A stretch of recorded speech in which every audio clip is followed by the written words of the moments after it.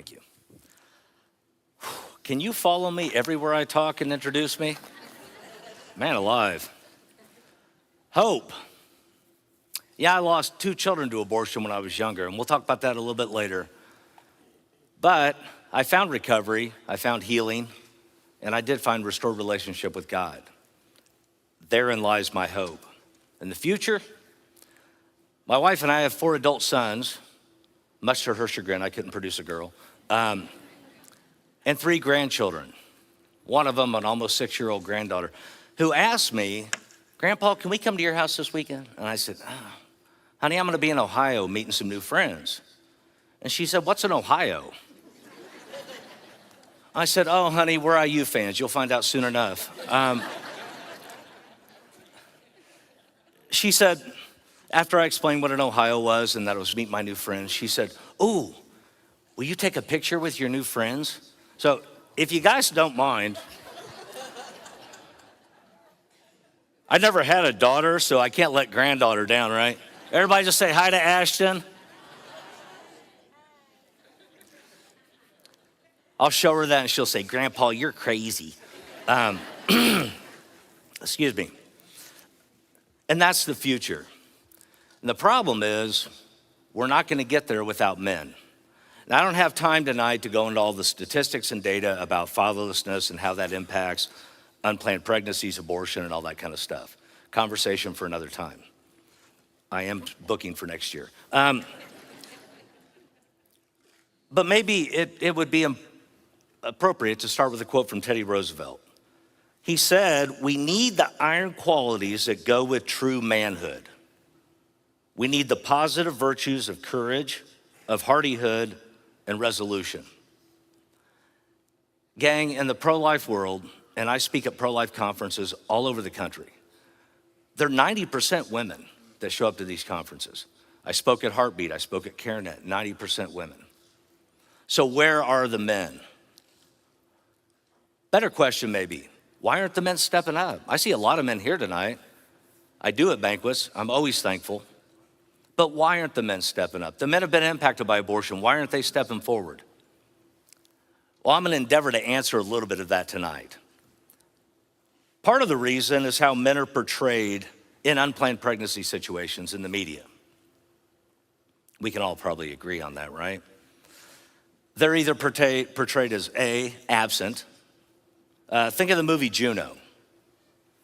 Unplanned pregnancy situation, the dad is a nice guy, but he's immature and doesn't have any real involvement. Well, what about If These Walls Could Talk? Another movie.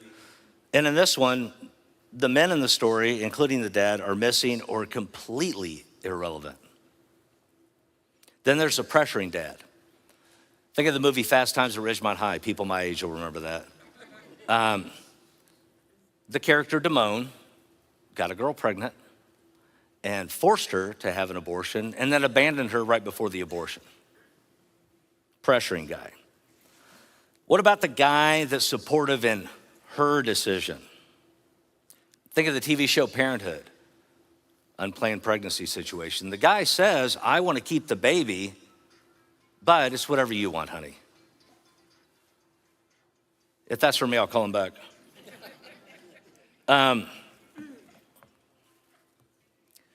Then think about Obvious Child, which is another movie. Again, the guy's kind, but the entire focus of the film is on her, not him, not how he feels, what he wants, what he may desire, nothing. It's all about her. Think about the villain or the victimizer. Dirty Dancing, anybody seen that? He gets her pregnant and abandons her because she's pregnant. And then she goes and has an abortion. And by the way, and I thought about this last week, that movie was set in 1963 before abortion was available legally. It never occurred to me until the other day, the reason it was a botched abortion, I think, was to say, look what would happen if it wasn't legal, right? The media is that targeted and manipulative, have no doubt. And then there's the invisible man. There's a movie called Never, Rarely, Sometimes, Always. And in that, the film is about a teen girl who crosses state lines to have an abortion because she can't have one in her state. The guy's never mentioned. The father of the baby never comes up. Not once. Not in a good way, not in a bad way. He just never comes up. So the assumption is, if you look at these kind of films and TV, is that men don't want to be involved, right? Men don't care. They're not relevant to the discussion. My body, my choice. But I think the reality is a little different. I think the reality is men don't think they can be involved. Where are the examples in media of men taking a stand for life, protecting their children? If you can find one, I can't, and ChatGPT can't either. For people my generation, that's AI.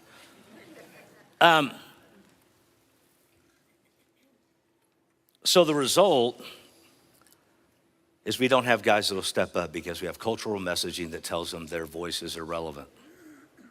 And we have data to back that up.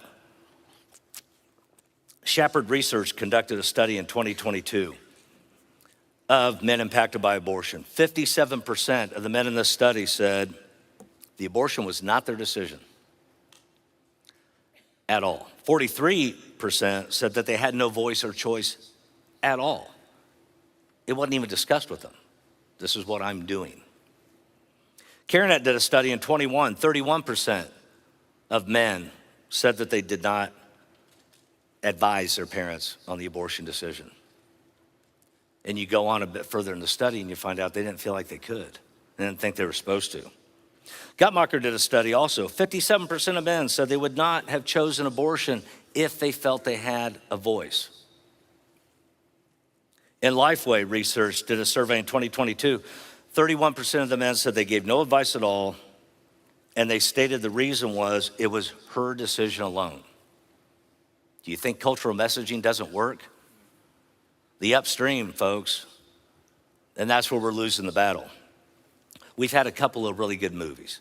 Lifemark doesn't directly address abortion, but one of the Kendrick brothers films did a great job with that. The movie about Abby Johnson, Unplanned, that's a terrific movie. But what else? What else do we have? And so we're losing in that way. It's lopsided cultural messaging, and men respond to characters. I'm gonna do a little test. I want you guys to play along with me, okay? I'm gonna start doing a movie quote, or a quote from a movie, and much to my wife's chagrin, I'm gonna try to do the accent. When you know it, especially you guys, just throw your hand up there. You don't have to say anything, just put your hand up. Okay, cool? All right. My name is Maximus Decimus Meridius, commander of the armies of the North, general of the Felix Legions. You put your hands down. If you know that, put them up quick. It's Gladiator. Guys know that. How many guys don't get a chill when you hear Mel Gibson yell, but they won't take off freedom? Right? Or another one. Hello, my name is Indigo Montoya. You killed my father, prepare to die. We all know these quotes. Now that one can be used in corporate training. How to properly introduce yourself to a prospect. Identify yourself, or greeting, hello. Identify yourself, my name is Indigo Montoya. Share a relevant connection, you killed my father. And then manage expectations for the relationship going forward, prepare to die. My point is, when a man watches a movie, and guys back me up on this, we know our tribe when we meet guys by what movies they quote. We know who we're talking to. And when we watch a movie like Gladiator and like The Patriot and like Braveheart, what we see is men we aspire to be. Not everything about it, I'm not saying that, but we see men who have a problem. They fight a battle. They're fighting for something bigger than themselves. And that inspires us to do the same in our lives in whatever way we can. Or we see a character in a film who is severely broken, and we watch him and we identify with the brokenness, and we want to find a path to healing, whatever our thing is. And we want him to as well. I think of Good Will Hunting. It's one of my favorite movies. Who did not relate to that broken dude and want him to get help? But that's where we're falling short presently. So we know the stat, 1 in 20 men, or 1 in 5 men, 20% of men will be impacted by abortion by the time they're 45 in this country. That's at the ball game, that's at the pub, that's in your church. I don't care what kind of church it is. It's in your men's group. Men aren't talking about it, but they are impacted. And that same Guttmacher study I mentioned, or Shepard research, study I mentioned earlier, on the impact of abortion on men, 71% said they felt pain, emotional pain, after an abortion loss. Or as my sons would say, in modern parlance, they felt a certain kind of way. Anger, depression, shame, suicidal thoughts for many of them. That same study, 83% said that they wanted to talk to somebody, they wanted help, or they tried to find it. 83%. But only 18% said they knew where to go to get help. That's a huge disconnect. 83% wanted help, but only 18% knew where to go. And 41% of that 18%, if we're gonna get some weird math, so about half of that 18%, you wanna guess where they said the place to go for help would be for post-abortion pain? Planned Parenthood.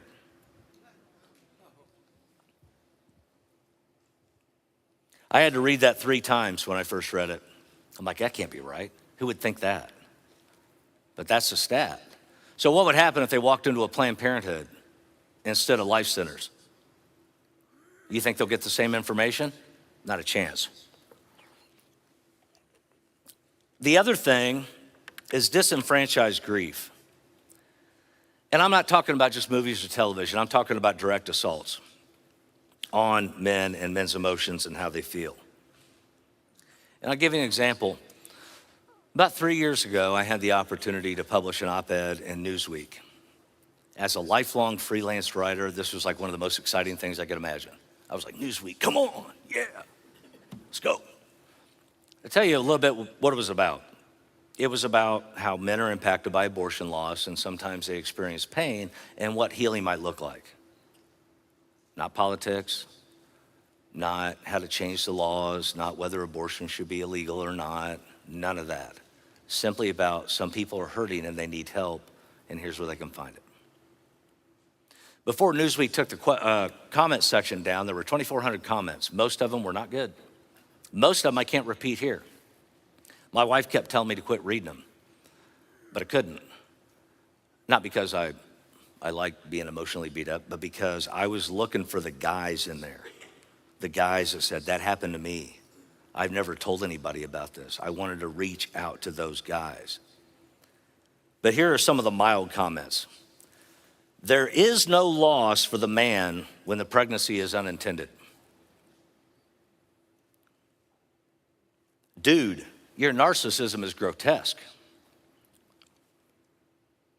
He's not grieving, he's grifting. And I wasn't trying to sell books, so I don't know what they were talking about. Probably my favorite one, he probably wants to keep women locked up as livestock on his property. That one I responded to. I said, that's ridiculous. No, I don't, and my wife would never stand for it.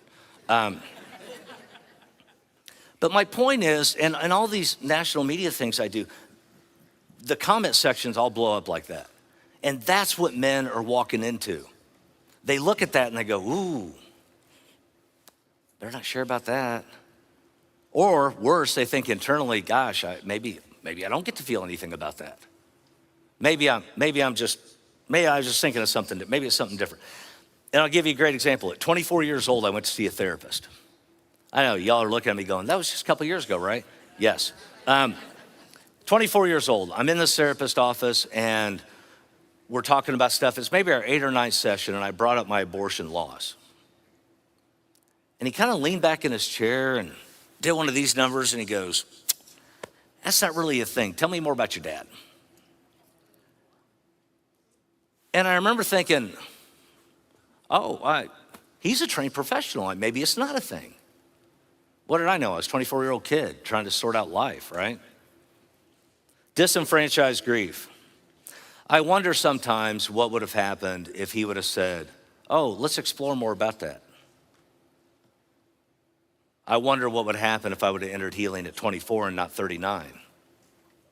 Also just a couple years ago. And then I think about 8 or 9 years ago, I was a Celebrate Recovery leader. And in that organization, if y'all are familiar with it, they request that you as a leader go to other Celebrate Recoveries in your area and share your story. Well, since my story is about being abused as a child and abortion and that kind of stuff, it's a little unique, I guess. And so I got asked by everyone around within an hour of us. And I would just go. So I went to one in Southern Indiana, and I do my thing, and I share my testimony, and people come up and say, hey, I never thought about the guy, which I still hear to this day, by the way. And then other guys would come up and say, hey, look, I've never told anybody this, but when I was in high school, when I was in college, my girlfriend had abortion. So that all happened, as it normally does. But then something strange happened. Now keep in mind, this rural Southern Indiana. I go walking out to my truck. It's getting kind of twilighty, and there's some older dude standing by my truck. And I thought, uh-oh. So I walk up to him, and he says, I've been sober 22 years. I said, dude, congratulations, that's huge. He said, I ain't finished yet. I said, oh, okay. He said, I was a junior in college. My girlfriend had an abortion. 3 days later, I climbed into a bottle and didn't climb out for over a decade. And he started crying. He said, until I heard your story tonight, I'd never made the connection. That's disenfranchised grief. We stood there, leaning on the side rails of the bed of my truck, talking for over an hour, because that's where guys talk. I think about him a lot now. What I could offer him was prayer. What I could offer him was to help him work through the 12 steps and Celebrate Recovery and apply it to the abortion loss.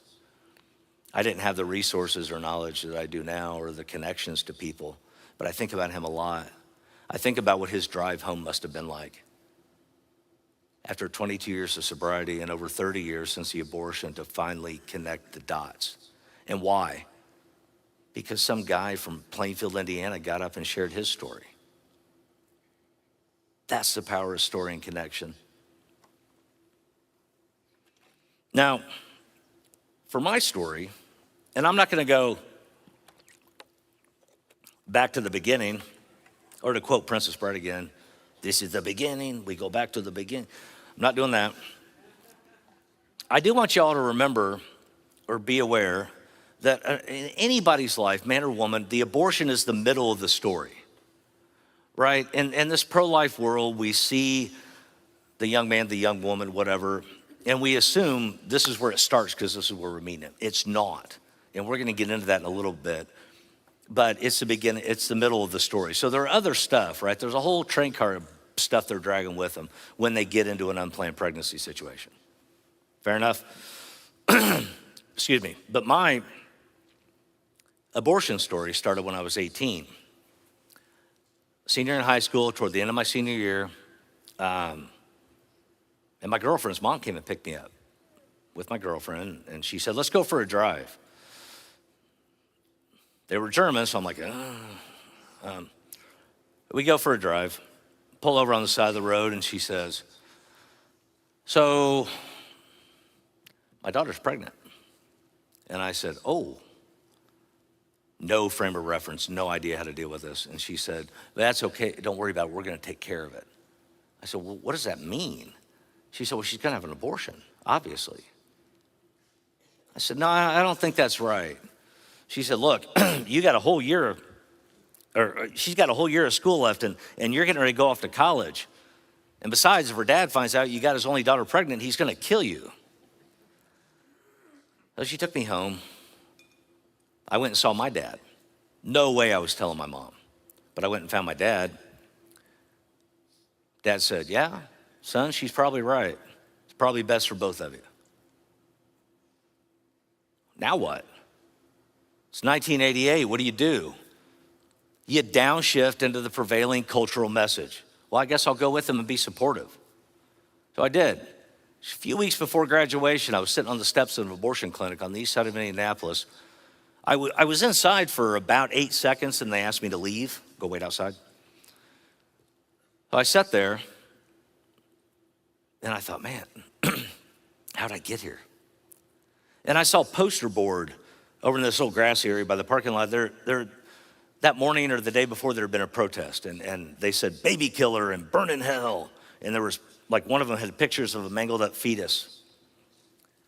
And I was like, in that moment of confusion, pain, regret, doubt, shame, when I saw those, my first thought was, oh, it's those church people, my grandma's church, got it. See, my grandma's church, we called them the Frozen Chosen. I'm not kidding, y'all. And every Sunday I found out a new reason God was mad at me. I was never gonna be good enough for him. I was gonna burn in hell no matter what I did. That's the church I grew up in till I was 14. I quit going to that church for a myriad reasons that we won't get into now, but did any elders from the church come and see me? Pastor, come and talk to me. Hey man, haven't seen you around in a while. You doing okay? Everything all right? Nope. What happened was 6 months later, I got a letter of excommunication at 15. If that's not a boost to your confidence, I don't know what is. So I didn't turn to God. I didn't turn anywhere. And she was right. After a summer of chaos, depression, switching jobs, complete lack of peace, anxiety, I didn't have a name for it back then, but that's what it was. I enrolled in college and promptly flunked out. A little test here. Did y'all know if you sign up for classes and then don't show up, you get an F? Well, that was just me? Yeah, they sure did. So I flunked out of college. And for the next 4 years, I worked all kinds of different jobs. I moved all over the country. By the time I was 22, I'd lived in 5 states and 11 cities. I had lost trust for women. I couldn't hold a long relationship more than a few months. Why?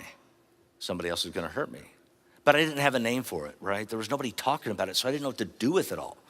I got into risk-taking behaviors, cliff diving, had motorcycles. How fast can I go? You know, when you go so fast that everything's that big around. Never owned a helmet either, by the way.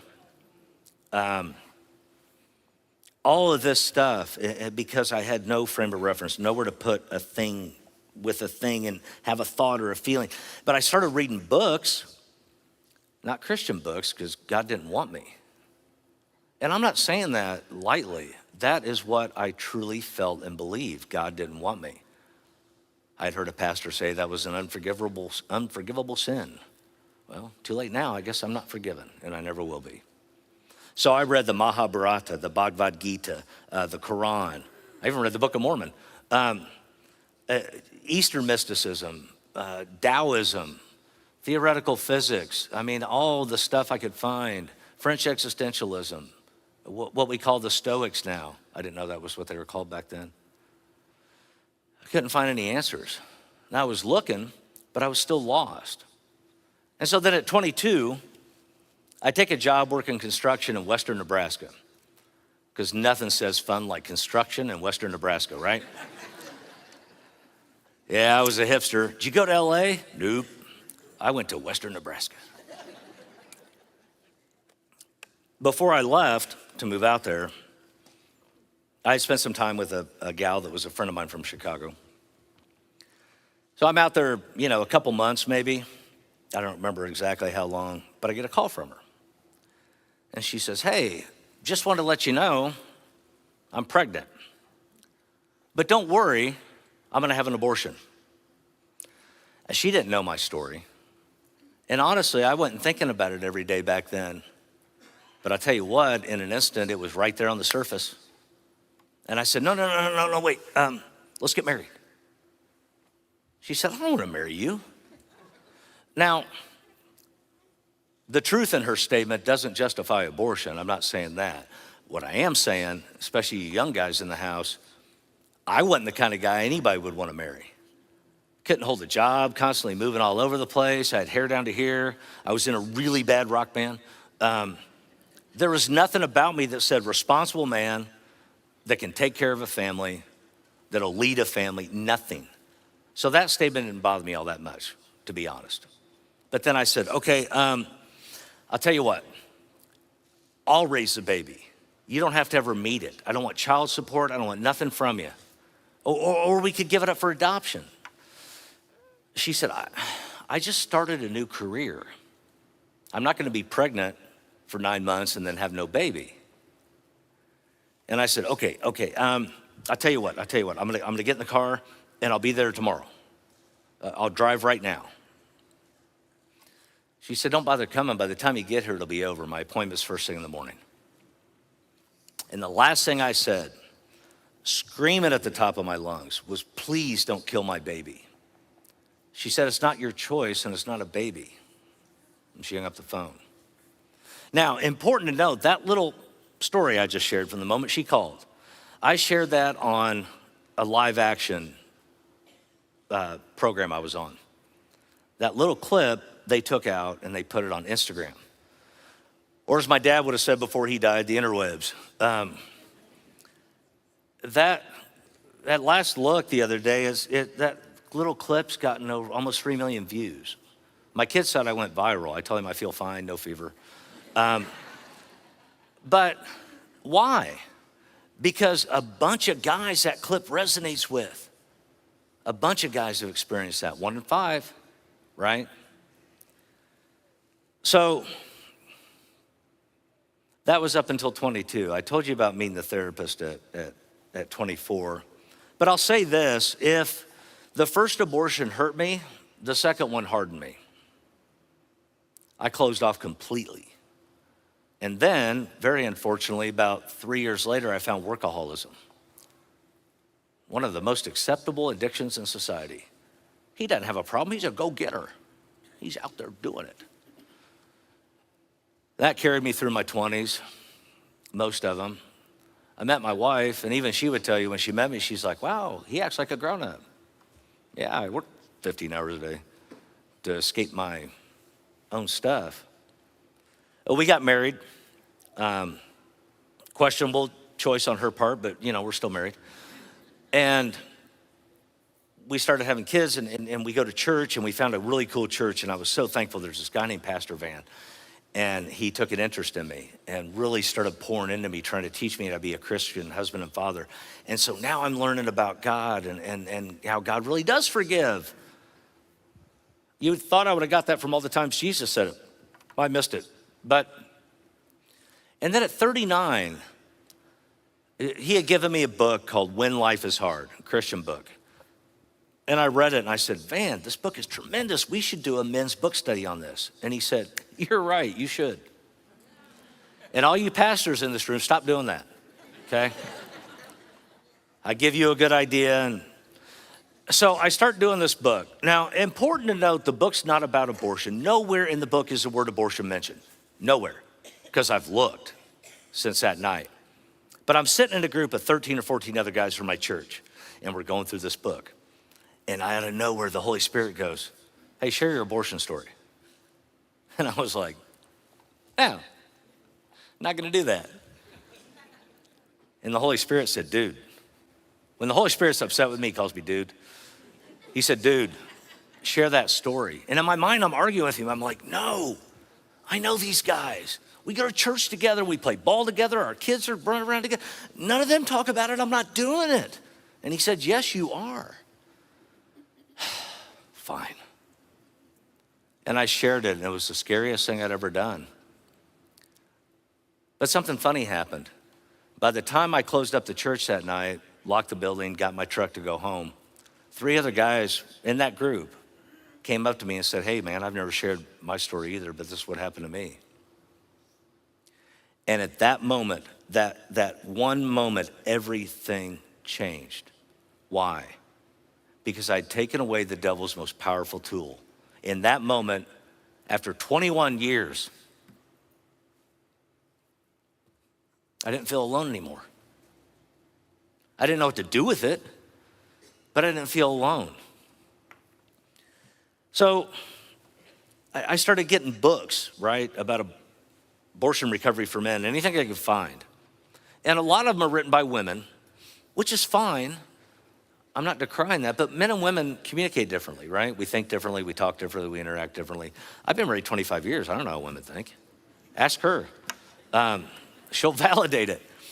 But I read everything I could, and I went through them with a therapist and with my pastor. Every week I met and had coffee and went through these, and I started learning and growing and healing, and things really started changing, started making sense. That's when I found Celebrate Recovery, became a volunteer there, because back then I went to volunteer at a crisis pregnancy center. I called a few of them in my area, and all of them were very nice, and they said the same thing. Gosh, yeah, we don't really have stuff for guys. And I'm like, man, let me come in and like fix a doorknob or something. Like, I just wanted to do something, right? But I got into Celebrate Recovery. And that led me here tonight. Yeah, I'm skipping over a lot of the other stuff for a reason, because there's other stuff I want to talk to you about. But it's important to note that that moment, that apex moment, when I finally had the courage to share, and those other three men finally had the courage to share, we all changed something in one another. So what's my point with all that? In 21 years, I never saw male post-abortion validating messaging anywhere. Never heard it in the church. Never saw it on TV, in a movie, in a song. Even songs about Ben Folds 5 or Ben Fist Pump or whatever their name is, Ben Five Folds. I can't think of the name of the band, but you guys know what I'm talking about? Thank you, whoever said that over there. Ben Folds, and there's 5 of them, I think. They wrote a song called Brick, and it's kind of vague. That's about him taking his girlfriend to an abortion clinic. But I saw an interview with him about it, and I'm like, oh, that's what that's about. But he really had no regret. So there's no examples in the culture. And a good friend of mine, Michael Fichter, who is the president of Indiana Right to Life, he published a book in April. I highly recommend it. The book's called Upstream: Why a Jesus-Centered Heart is the Key to Ending Abortion. And in that book, he says, in the sphere of abortion, culture, the hearts and minds of the people, far exceeds the significance of the Supreme Court, the White House, the Senate, the House, and every single state legislature in the nation. Why? Because politics has always been downstream from the culture. That's why I wrote Almost Daddy. After a decade of speaking to recovery groups and churches and sharing my story and having guys come up and talk about their story and having people come up and say, I never thought about the guy, I thought, man, I could reach more people if I wrote it in a novel. It's my second novel. First one did okay, whatever. So I wrote it. As Pastor Jay said, it follows Ben, a guy who at 18, his girlfriend has an abortion. And it follows him through a decade of pain and loss and confusion. No, it's not an autobiography. Yes, there are parts of my story in it, because it's just easier to write that way when you write fiction. You write what you know. Everywhere Ben lives in the book, I lived at some point during my run. But I wrote it because I wanted not only to reach men who felt alone, I wrote it because I wanted men to see themselves in that character. I wanted to show men through Ben's story that hope and healing was possible, and that restored relationship with God was possible, even if your understanding of God was all wrong, like mine was for so many years. And I wanted men and women, pro-life and pro-choice, to see the devastating impact abortion has on men. That book came out 5 years ago next month. Still to this day, the absolute best review, and I almost did a Trump thing. I've had some tremendous reviews. I don't know what that was. Like, my hands just wanted to go, wow. All right, let's put them in my pocket. Now, the best review by far was from a woman who is self-described as a liberal Democrat and pro-choice. It's great when the people that carry you say, great job, buddy, and you're like, woo. But to have someone so diametrically opposed from what you think and believe say, that was one of the best books I've ever read. I never knew men felt like that. I never knew it impacted men. That meant a lot to me. But it needs to be more. I'm not saying my book needs to sell more, although that'd be cool. But more men need to tell their stories. That's what I'm saying. I had the idea of making it into a movie, and then I realized I don't know how to make movies. Bit of a stumbling block. I got out my iPhone and a tripod and, tried it. But the idea is to reach as many men as possible.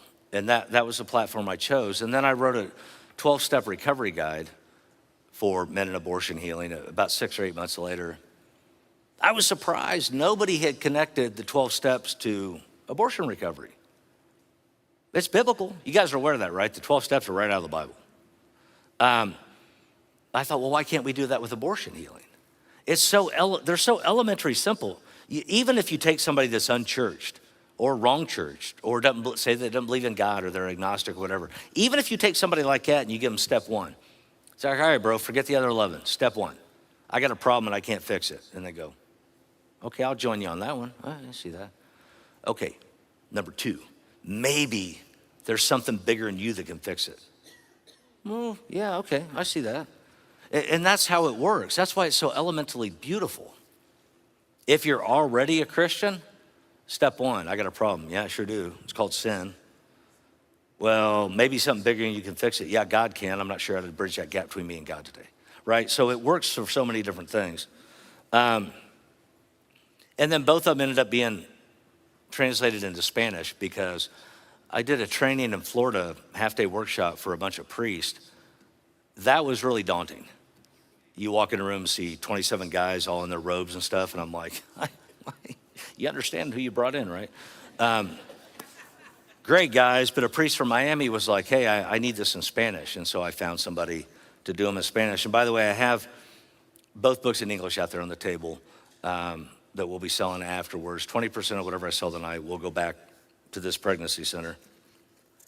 But, so then, you say, all right, Greg, I'm with you. Guys are hurting. Guys feel stuff. Guys need help.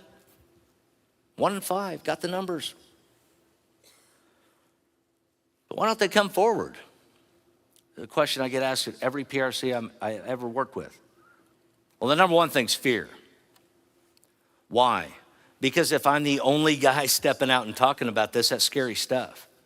I was in a safe place at my home church where I got baptized with a bunch of guys I'd known for a decade, and I was still scared to death. Fear, it's a huge thing. And it's a huge thing with guys. And by the way, guys typically present anger first and then fear, and then below that's what's really going on, right? The other thing is a lot of guys are disconnected from the abortion. Think of that guy in the Celebrate Recovery parking lot, right? Dude had no idea. 22 years of sobriety and recovery, and he had never connected that dot. And the other thing is shame. We understand the difference between healthy shame and toxic shame, right? Healthy shame's from God. I did wrong. A toxic shame is not from God. It says I am wrong, meaning I'm fundamentally wrong, irredeemable, no fixing me. That's toxic shame. I've talked to hundreds of guys at this point who shared that they have carried toxic shame for years after an abortion loss. They believe themselves to be truly unredeemable. But what if there were a place or places where men could be met with grace, with healing, with compassion instead of judgment? So I think that's where PRCs come in. PRCs all over the country are waking up to the need to help post-abortive men. And a lot of them are doing a great job. But then they ask me, well, okay, we've got men's resources, we've got a male volunteer, we've got these other things going on, but we can't get guys to show up, why not? And one very well-meaning place in Wisconsin I was at in April said, well, I was standing in their center and in the front area, and the lady said, very frustratedly, why won't guys come? And I looked around and I went, Pink, lavender. It smells like potpourri in here. Like, give me wood, give me coffee, fresh cut pine, you know. A guy will walk in there and go, there's a meeting that might help me in here. What in the, I'm late. And they'll leave. A great example, a good friend of mine, Matt Havlin, started a group in Grand Rapids, Michigan called Alpha Grand Rapids. Creative name, Grand Rapids, it's in Grand Rapids. But he had this great idea a few years ago. He opened a center for the guys right across the street from the PRC. Brilliant. And it's grown by leaps and bounds. Now, in fact, he won an award at CareNet this year for the work he's doing with men. He's expanded it beyond fatherhood training. He's expanded it into man training. If you get a couple into your center at 6 weeks pregnant, 8 weeks pregnant, he doesn't need to know how to change a diaper yet. He needs to know how to be a man. So they're doing that. He's helping guys get their GED. He's connected with other community leaders that can get them into apprenticeship programs. To learn how to be a dad, not how to change a diaper. We can all figure that out. And it's better, honestly, in a humorous kind of way, now watching two of my sons do it, it's better to let them just kind of trial and error. Oh, yep, I knew that was gonna happen. You're welcome. But he made a man space and then he's expanded it to serve the whole man. And it's working. So you get guys in. I remember when he first was getting ready to open. He's like, all right, I get guys to come in, then what do I do with them? You talk to them. What do I ask them? I get that all the time. I have PRC send me their checkboard or checklist questionnaire stuff all the time. Can you look at that? One of them I cut from 37 questions to 3. And they didn't laugh either. But there's really 4 essential things we need to think about when thinking about talking to the men that come in. The first one, the absolute most important one, drop the judgment. If we all closed our eyes right now and I said, picture the young man who's abortion-minded or abortion-wounded. What does he look like? Race, ethnicity, economic status, what's he wearing, how tall is he, whatever. We could go through all these things and you would have a picture in your head. Whatever that picture is, it's a judgment. You have to drop it. How'd this guy get here? I bet he's not a Christian. Well, if he knew the Lord, he wouldn't be here. Not true. 61% of the men in that study said they were Christians. So drop the judgment and then listen, really listen. Why did I slash and burn their questionnaire? Because one of the biggest ways to lose a guy and to lose his trust is to sit him down and go, do the Freud thing. Tell me, how do you feel? Yes? You ask a question and then you just move to the next question with no context. Why? Because you're just worried about hitting the next question on your checkboard. You ask a question and you let his answer inform your next question. Does that make sense? You do that 4 or 5 times. It's called the 4x4 question method. And I actually learned it in sales training like 20 years ago. Yeah, it works for everything. So you ask the next question. You really listen to the answer and you ask the next question. I kid you not, within 6 or 8 minutes, you'll get to his real problem. Oh, so think she might be pregnant? Yeah, I think so. What do you think about that? Ladies, don't ask him how he feels about it. Guys usually don't know how we feel, especially in a moment of anxiety and panic. But what do you think about that? Well,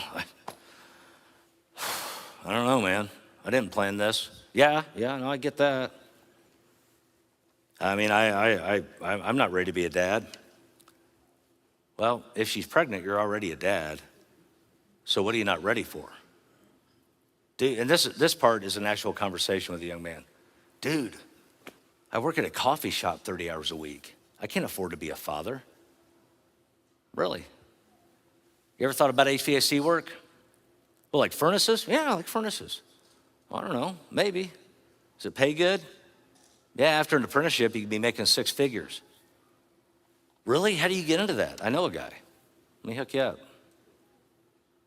Not even 5 minutes. What's the real fear? I can't afford it, but I don't know what to do. And in a moment of panic and anxiety, like the Vitae Foundation, their study about men that just came out talks about, in a moment of panic and anxiety, it's not an intellectual decision, it's not a logical decision, it's an emotional decision. You have a temporary problem. You see it as a problem. She's pregnant. I don't know what to do. Didn't plan on that. And you make a permanent decision that will alter 3 lives and then 1 based on emotion. So take that out. Find out what the problem is. Man, I can't be a dad. My dad was an abusive drunk. Well, I get that. Would you like to learn how you could be a different kind of dad? Well, what do you mean? Nobody talks to young men like this, right? And we have to start. Meeting where he's at. That goes back to that. The dude comes in, don't assume. A friend of mine who's a retired pastor has always said, I have to earn the right to share the gospel. Meaning, if you have no context, or if you were abused at church or have some other problem, and I immediately say, can I pray with you? Pray to what? Pray to who? The God that my dad used to justify beating me? No thanks, not any part of it. So meet him where he's at, find out what he's dealing with. I had a guy on the phone, got sent to me by a pregnancy center, a hotline. He said, I want to talk about my girlfriend's abortion, but I don't want to hear none of that Jesus stuff. I ain't one of them Christian people. And I said, I am. What are you going to talk about? Talked for about an hour. In that first hour, he dropped 27, I have it written down at home, 23 or 27 words that start with an F. Why? Trying to get a rise out of me. Trying to see if I was like the Christian he thought I was. Whatever his judgment was about Christians, right? I just kept talking to him. Next time we talked, he said 7 or 8 times. By the 5th or 6th session, he had stopped cussing altogether. And by our last meeting, virtually, he said, I don't get it, man. What's with you? I'm like, I don't know. Call my therapist. You want a list? He's like, no, seriously. I don't understand why you are the way you are. And I said, well, I can give you a real simple answer to that. Christ. But you want to talk about that. Well, no, what do you mean by Christ? Now we have a conversation. Not because I'm a great biblical theologian or I know how to minister to people. I don't. There are probably 25 people in this room that could do it 10 times better than me. I just met him where he was and let him be who he was till he got it out of his system, so to speak. And then the last point is to point him toward resources that he needs. You do those first 3 steps, you'll know what he needs. He needs a job, he needs healing, he needs recovery from abandonment or abuse issues or whatever the case is. The last group I want to talk about really, really briefly is the role of the church in abortion healing and preventing abortion and abortion-minded people. And I'll tell you why I say it this way. In that same Shepherd research study, they asked how many people would go to a clergy member or a church leader to talk about their abortion pain or the potential of an abortion decision. The number that said they would of men impacted by abortion, 7. 7% said they would go to a clergy member or a church leader to talk about their abortion pain.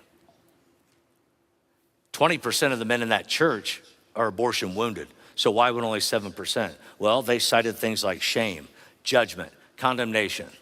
When the church is supposed to be someplace for the healing of the sick. Yeah, Jesus went after people, sometimes with anger, but not the broken.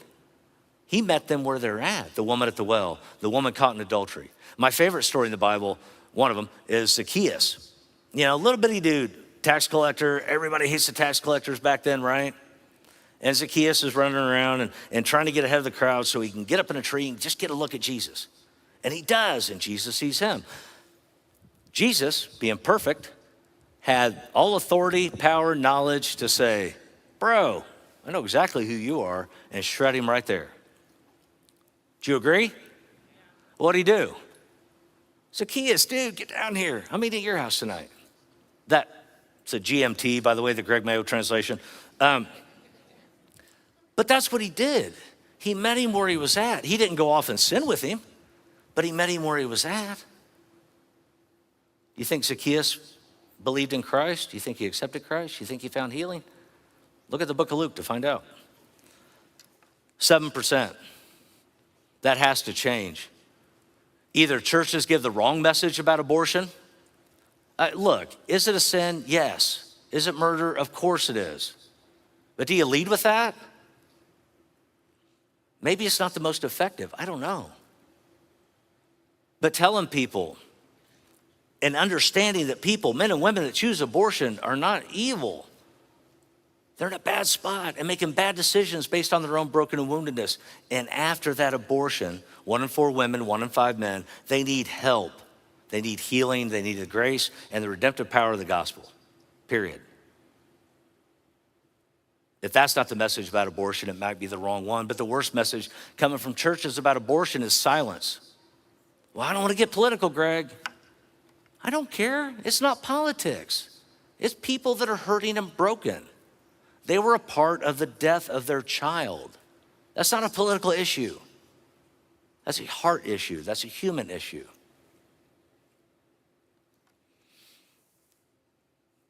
But a lot of this work, even if churches are talking about it, it will still come back to PRCs. It has to. They're equipped. Look here at Life Pregnancy Center. Look what they provide. Pregnancy test, ultrasounds, pregnancy consulting, parenting classes, material aid, post-abortion support, fatherhood programs, and a whole lot of other stuff. Sean walked me around the center yesterday. I'm like, how do you guys have all this stuff? Easy, because people give.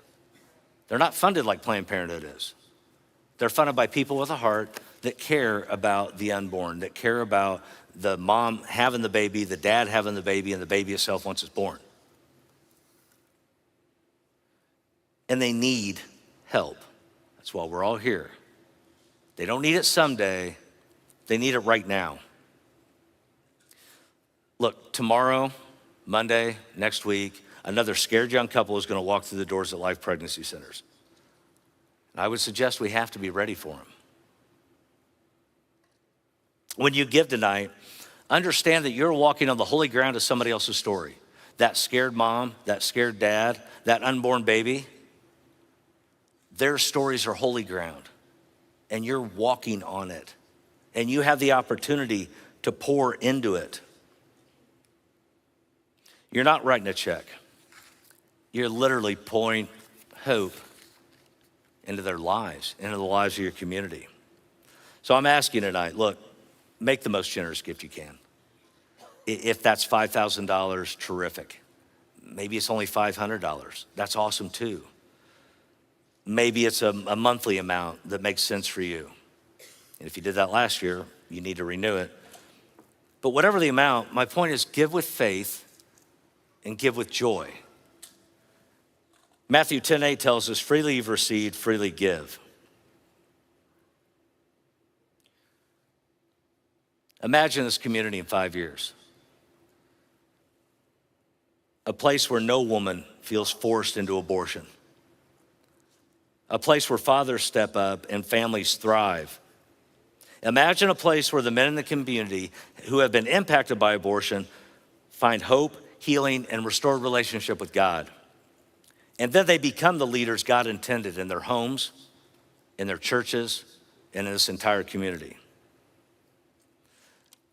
That vision, if that's what we truly want for our community and our county, that starts tonight, and it starts with each one of you. That's all I have. Thank you.